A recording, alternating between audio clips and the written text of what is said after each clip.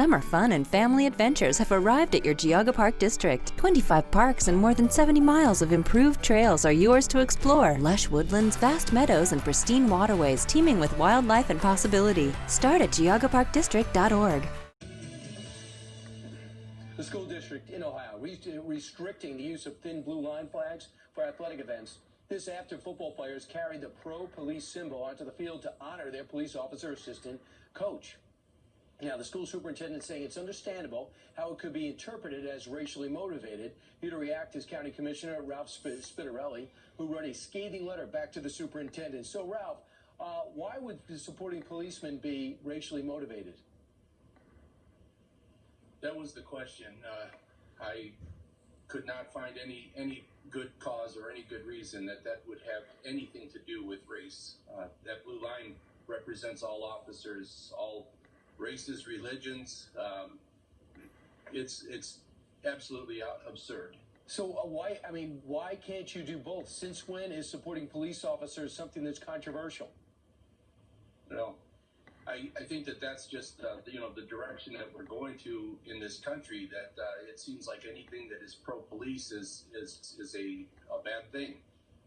That situation there, those young men entered the field with one of their coaches as a police officer and had the American flag, and in respects and just to place respect and gratitude to their coach, came out with the blue line flag.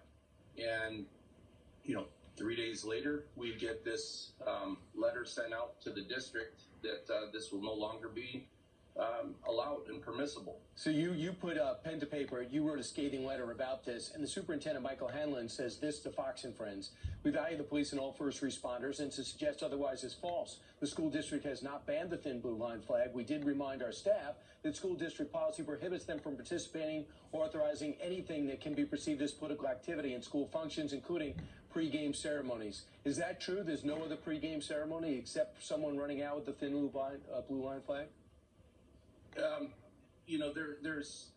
There is a little bit of pre-game stuff that happens, but at this point in time, due to the COVID, they've had it much more restricted based on safety precautions. So that's been a situation here with all the different games, and unfortunately, they're actually playing games here in Chardon. So I think the biggest thing that we've got to look at is that they're creating this policy based on their own personal interpretation of what they choose. That's that's showing any type of prejudice. There is not, and it's a situation where that afternoon my phone just started to open up with what can we do, what do we do, what do we do, and my background as a law enforcement officer also. Yes. Repeat your question. Yeah, no, I got it. Unfortunately, we're out of time, and you did a lot. You're speaking up, you wrote a letter, and you've gotten everyone's attention. Ralph, thanks so much. Meanwhile, Thank you. You're welcome. Meanwhile, a lot. At the engineer's office, we work together like a team.